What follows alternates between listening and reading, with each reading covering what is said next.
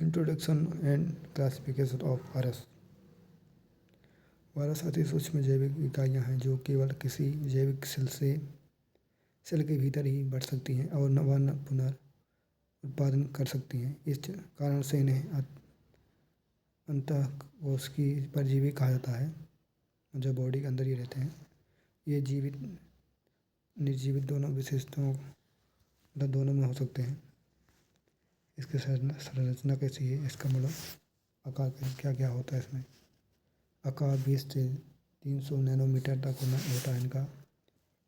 अजीब दोनों गुण पाए जाते हैं। इन्हें दोबारा बनने की केवल होस्ट सेल के अंदर ही बन सकते हैं ये दोबारा।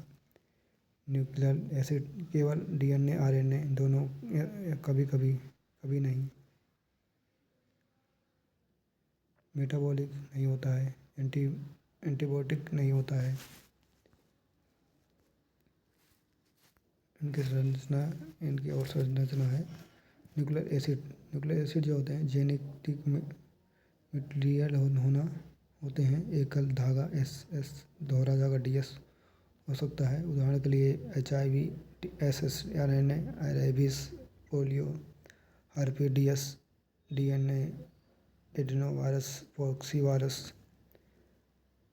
कैप्सिड प्रोटीन से बना होता है जो कवर होता है।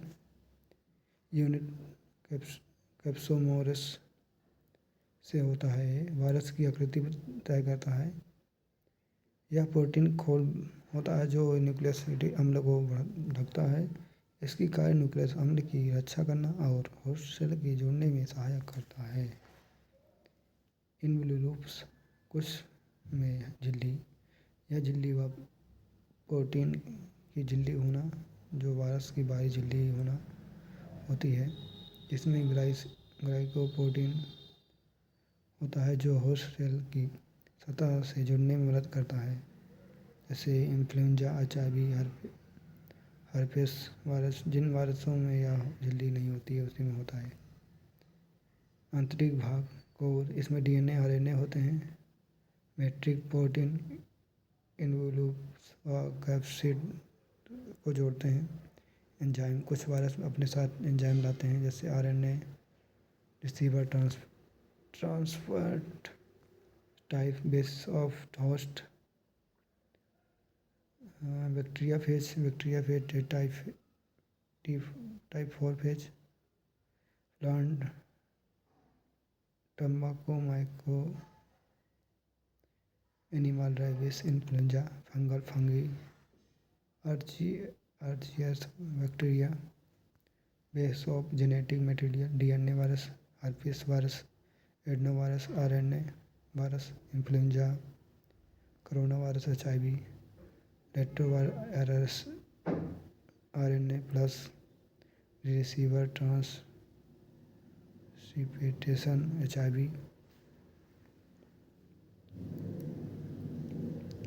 कुछ कैप्सिड होते हैं हेलिकल सिमेट्री होते हैं। प्रोटीन हेलिक्स के रूप में होते हैं। ये तंबाकू, इन्फ्लुएंजा, इनकैप्सुलेटेड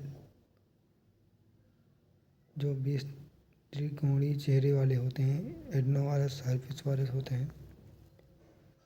कॉम्प्लेक्स आकार, जटिल और सिर पूंछ। पाइकोफेज। इन्वोल्यूल्स वायरस भारी लिपिड झिल्ली होते हैं। जिनमें इन्वोल्यूशन होते हैं उनकी झिल्ली नहीं होती है। और एडिनोवायरस जैसे पोलियो होते हैं। वायरस का चक्र 2 टाइप्स होते हैं। लाइटिक साइकिल, वायरस सेल में प्रवेश कर अपनी प्रतिकृति बनाते हैं। अंत में होस्ट सेल का फटना और नया वायरस बन जाता है। रेटिफोर बैक्लोफेज चरण, अटैचमेंट, होस्ट से चिपकते हैं। पेनिट्रेशन, जेनेटिक मटेरियल होता है। बायोसिंथेसिस, होस्ट मैकेनिज्म का प्रयोग करना।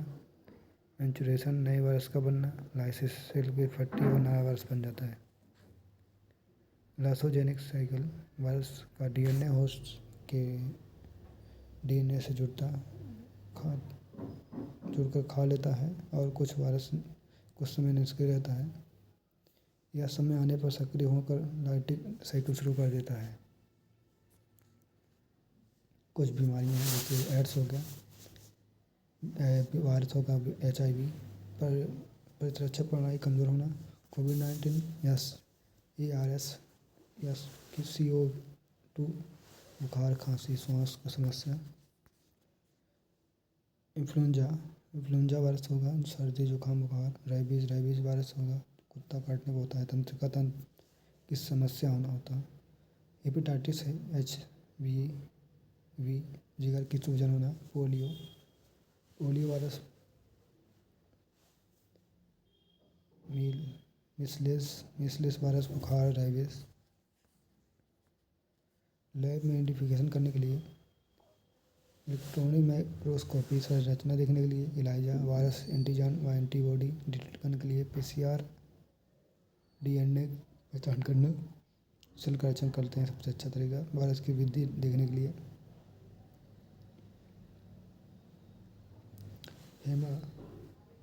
एग्लूटेशन टेस्ट। ये रही क्लास खत्म हमारी, सबका ही